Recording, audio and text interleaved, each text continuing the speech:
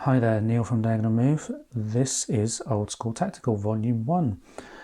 It's a game designed by Shane Logan, published by Mark Walker and Flying Pig Games. It's set during 1941-1942 at the Eastern Front of the Second World War. And it's a game that has got enough stuff inside it to keep you busy realistically for a very long time, even if it was the only game in your collection. Normally it comes in a great big box, and you can also get expansions for it, and there's a couple of other games in the series as well. But what I've got here is the print and play version. Now, I thought it would be quite good to do an unboxing, in little quotes, of my print and play version of this game, because when you buy a print and play game, you often don't really know what you're going to get, because you've got to download all the files, you've got to print everything off. Sometimes the printers don't quite print the way you expect them to, all that kind of thing. And so I thought it'd be really cool for those of you that like print and play games, that may be tempted to buy a game like Old School Tactical, this bigger project at it as it is, to show you the game printed off before I've finished making it, or before I even started making it in this case. And hopefully this will eventually become the first in a series of games, and as I get more print and play games, I'll do more of these videos, I hope. But what I'll do is I will go through all the things that are on this table one at a time and show you what it looks like when printed off here at home using my home printer here in the UK. Before I do that though, while everything's in one place and before I have to start chopping and changing cameras and all that sort of stuff, let's have a look at what we actually get. So we get a rulebook, a scenario book, 2 maps, one sort of summertime-ish and one set in the winter, player aid card, bunch of counters, a deck of luck cards just here, and then a deck of stuff, unit cards, all of which we have to make and combine into this game. So let's take a look now, starting with the rulebooks, at what you actually get in your PnP version of Old School Tactical Volume 1. Starting off with the stuff cards, or the unit and equipment cards. This is a group of cards that you would have on the side of the table as you're playing through a scenario, using those units and pieces of equipment that were relevant to the scenario in hand. There's a fair few of them, and you can see here some of the information that you would have to reference throughout the game, and some of the units that you're going to see inside your games of Old School Tactical. So you've got sort of artillery type guns, armoured cars, assault squads, the SS rifle squad there, pioneer squad, and these cards, there's 9 on this sheet altogether, and they would come with a backing sheet as well. I'm going to try and keep these in order just so that I don't muddle them up and cause myself problems later. But one thing to note with the cards, and in fact everything in most print and play games, particularly if the print and play games are originating from the States, is that the paper sizes are really awkward and different compared to those in the UK, and I also believe much of the rest of the world as well, in the sense that we have A4, whereas most of the games have US letter as their sizing.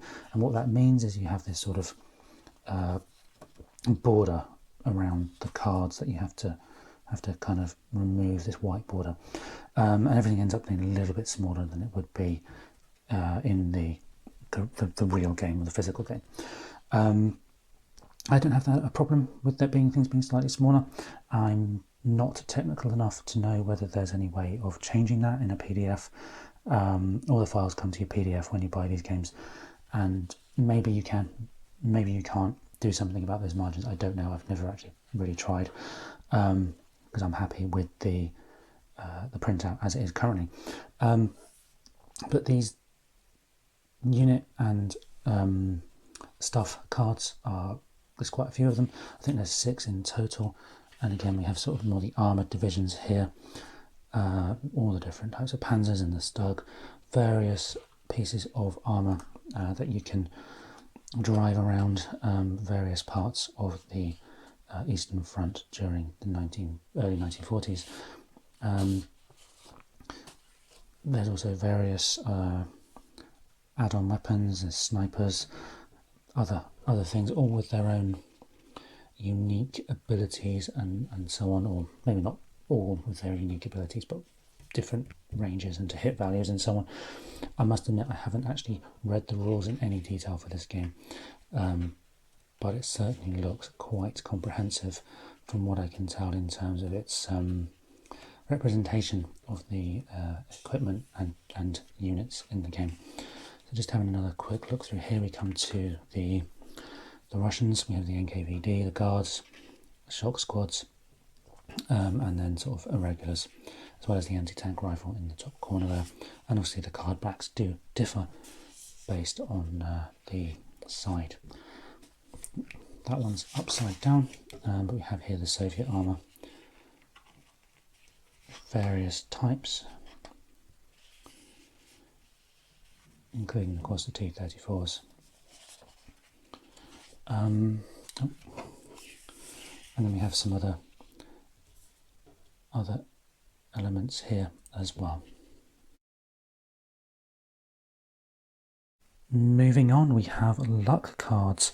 2 of these, both with backs as before, and these cards look like certain things you can play or that happen during the game. As I mentioned, I've not read the rules in any great detail at the moment, but they certainly look like a way of adding to a dice roll, launching an attack on the enemy, that kind of thing. As I said, there are 2, and it's worth noting actually, because this is a print and play game, it's worth noting one of the challenges that you sometimes have with print and play is that the printer settings sometimes default to something slightly weird. Again, this is due, I think, to the paper sizes. If you don't have the right fit to printable area sizing, you can cut off part of the card or the counters. Now in this case it's not bad, because I think all it's done is cut off the black line, because there's a little bit of a margin there in grey. So the cards remain the same size, which is good. It's fine. That works really well for me. No disasters, but I have in the past forgotten to check my printer settings and had chunks of counters and cards and maps all cut off. So be careful with that if you do go and make any print and play games. But here we have things like ground attack, field repairs, manoeuvres, extra movement point here with double time, digging in to get cover, all the kind of stuff you'd expect in a tactical type game. And again, they both have the back cards, as you can see. Just have a quick look at the play rate card before moving on to the counters. And this is actually designed to be double-sided, so you put one side together like so.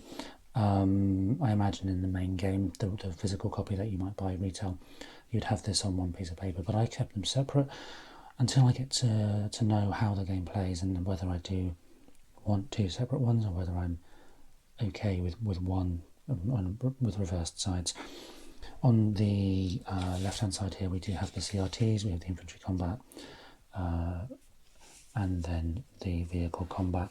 All the various modifiers are listed down the bottom, including things like critical hits, moving fire, attached leaders, height advantages and disadvantages, ambushes, melee, all sorts of things like that, and also leader casualty rolls here on the infantry.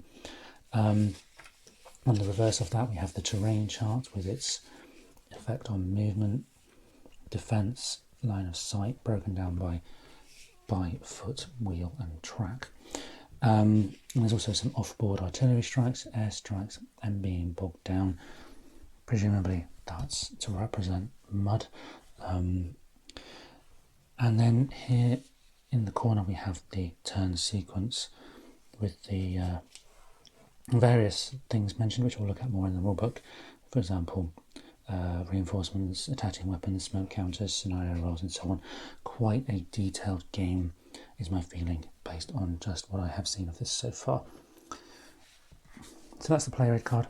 And then we have the counter sheets themselves. Now there are 5 counter sheets in this print and play game. I don't know how that matches up to the retail.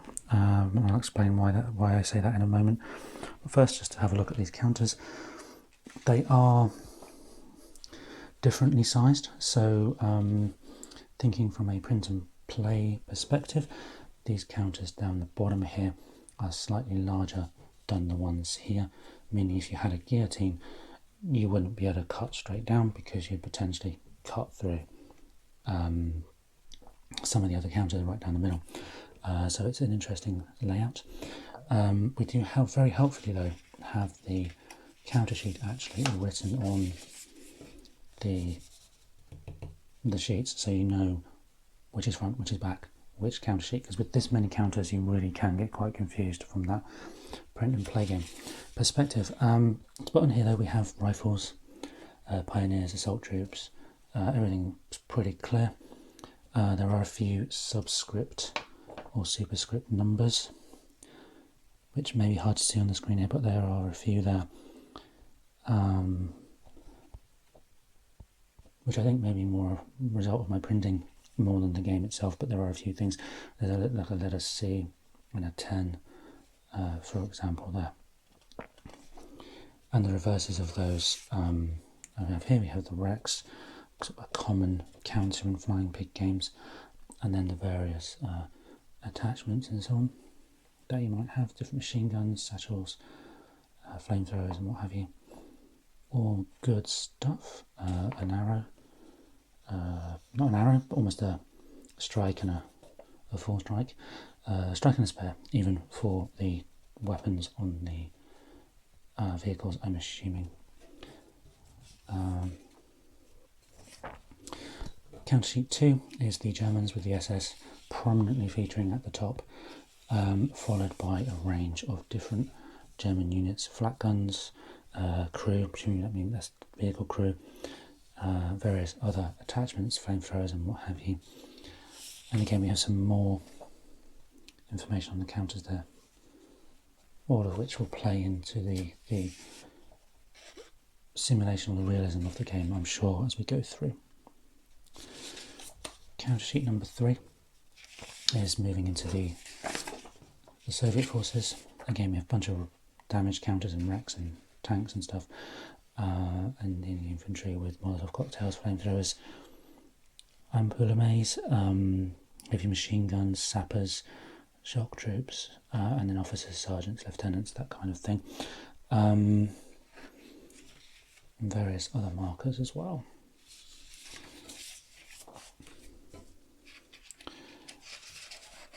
Then we have counter sheet 4, which is moving more towards the admin counter side of things, with various shaken markers, melee counters, smoke, wire, bunkers, roadblocks, rubble. Looks like acquired targets and casualties there. Counters just display, it says bogged on them, so I'm assuming that's to show which vehicles are stuck in the mud. Control counters on this half of the sheet. And something called unmanned, which presumably is relating to some of the guns or some of the vehicles once the crew have exited. So lots of counters, lots of unit counters, lots of administrative counters, and lots of these little extra things as well, like smoke and airstrike. It almost looks like there as well. And now we get onto the counter sheet, which I'm slightly confused by, I must admit. And the reason I'm slightly confused is because it says OSD counters 5 back Esgrad, which I'm assuming is Stalingrad. On a quick look, I couldn't see a map of Stalingrad in the game, but there is an expansion for Stalingrad, which is available separately. So I don't know if that is something quirky about the print and play files, or whether there is genuinely a scenario set in Stalingrad in this game. I'm not sure at the moment, but that just struck me as being slightly interesting. That would be a separate Stalingrad counter sheet to make in the PnP game here, when there is a separate expansion you can buy. We shall see. Now on to the main event, which is the maps. Here we have map 1, a countryside map in sort of spring, summer, and it's fantastic. The artwork on here is incredible. You can see almost the blades of grass on some of these hexes. The hexes are quite a nice size. You've got the individual buildings, all the different high spots, different parts of the countryside. You have on this piece here, you have almost like a farm building and a grain silos and what have you. It is a really good map. The terrain key, don't know if you can see that, is just off to the side there on the side of the map. Various information in terms of the turn tracks and so on is on the edges of the map, which really don't fit on my screen very well at all here at the moment. The game itself is run in terms of impulses, and again these are noted various places around the board. The map is absolutely huge. There are 16 sheets of paper here that I have cut down somewhat already, because the map sections on each sheet are slightly different, with the ones on the side being a little bit smaller than the ones in the centres, as you can probably see. In terms of the quality of the map, in terms of the imagery, it's just fantastic, and I have no doubt this is going to be an incredible map to play on. It is going to require plexiglass. I can't see any way that I could play this in any other way. I have printed it out onto card rather than onto paper, and so what I will do is I'll pop some plexiglass on here when I play. Now obviously I'm going to need a bigger table. There's a considerable overlap between some of these sheets of paper, so the map is absolutely massive. And that leads me to another thing which is very specific to the print and play format, and that is when I got the files, there was only one map file, which is the full map. So normally when you get the print and play files, you'll have like the full map for those who want to go and get it professionally printed, or who have other access to the printers that will be able to print off poster size maps. And then you'd have another file which would have the same map cut into these chunks. Now the file that I had didn't have the chunks. I had to ask if I could give somebody who has access to a PDF software that would kind of automatically chop it into chunks for us when I printed it off. So I had to sort of talk nicely to someone to actually get this file in the format it is here, which is a bit frustrating, and bear that in mind. I think the program they used was just a free version of one of the more popular PDF programs, but it certainly wasn't available in my bog standard internet browser based PDF program. So just bear that in mind when you do print this off. You've either got to get it professionally printed, which could cost you a bit of money, or you need to have access to a means of separating the sections out. But that's only a small thing. It's easily navigable, as I've done here. When this is on the table I play games on downstairs, this is going to look amazing. Possibly only surpassed by map 2. Here's map 2 then. It's Russia in the winter time, and it's another lovely map.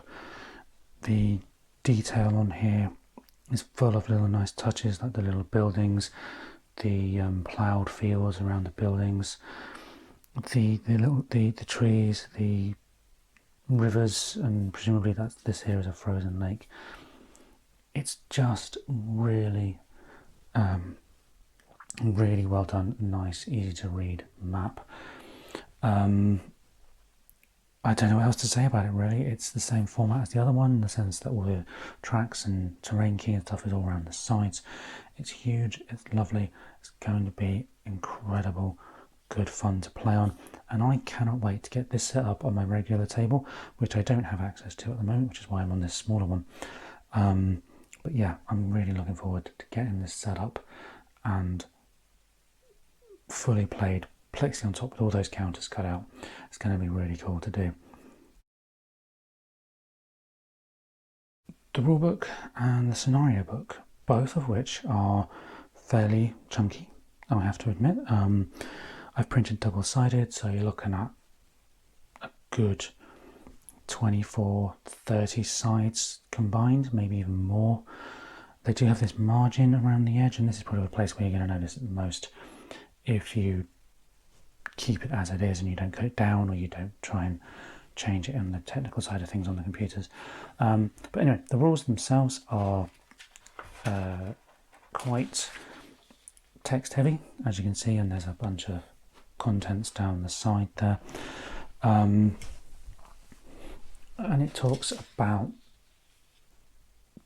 the tracks and the map and so on.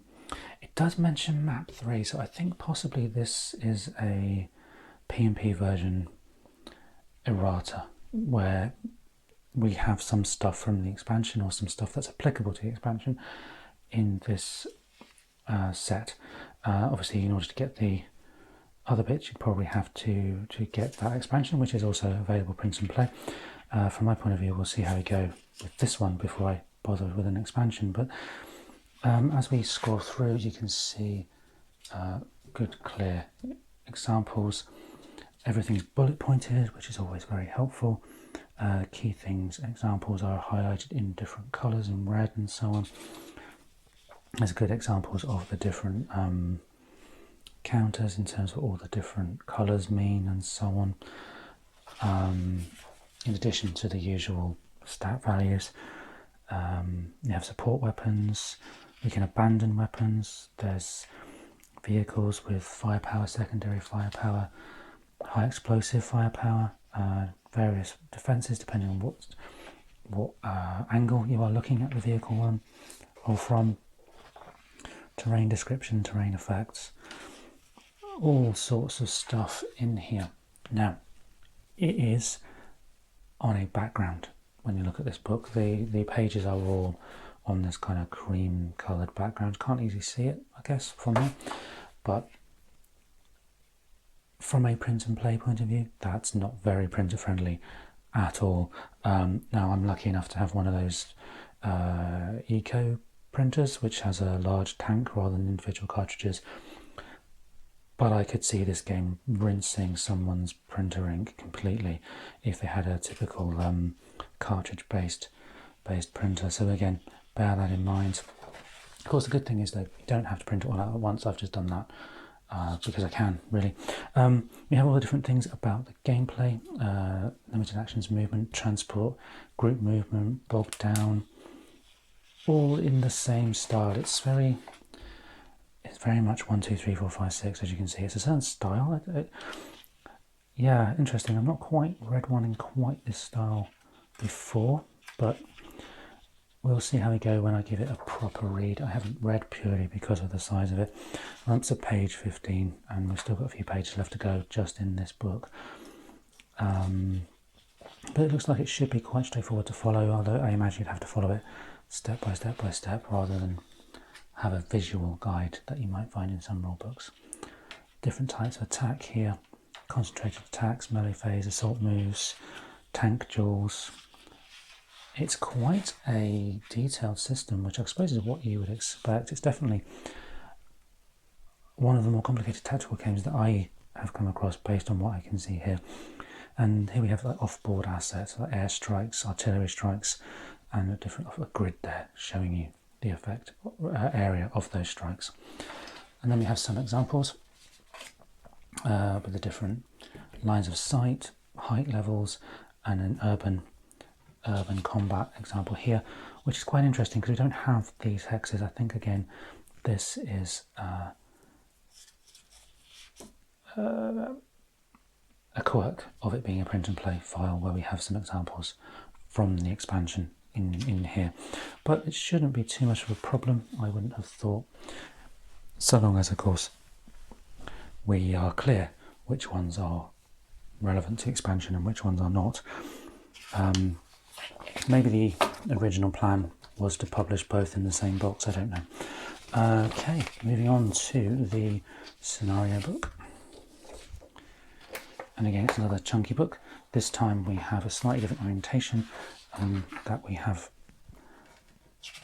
to just flip it around a little bit to see it, but we have a bunch of scenarios. We have the Brandenburgers here, which I think is the first scenario, 8 turns, a bunch of different coordinates listed, brief bit of background, German victory conditions for both players there, and then different off-board assets as well as setups. for the forces. And the rest of the scenarios follow a similar suit. There are quite a few, one for each side. So as you go through, there's a bunch here that you can see. They all have the same format, using the rifle divisions. Looks like the beginning ones are predominantly infantry. Maybe they're the more practice scenarios, and then you get more to the more complicated stuff as you go through, using map 1 for the first number, and then finally moving over to map 2 as we go through the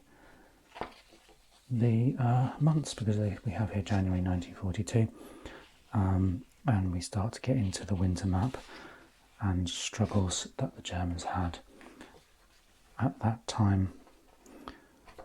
Okay, so that then is the PnP version of Old School Tactical Volume 1, including a few thoughts from me as to how the PnP files have been downloaded, what you might need to do to play the game in terms of things you need to add. And I think you only need to add some dice. I think that's all you really need to add. Sometimes you have to add counters and stuff. But yeah, this looks like it's going to be quite the project for me to undertake.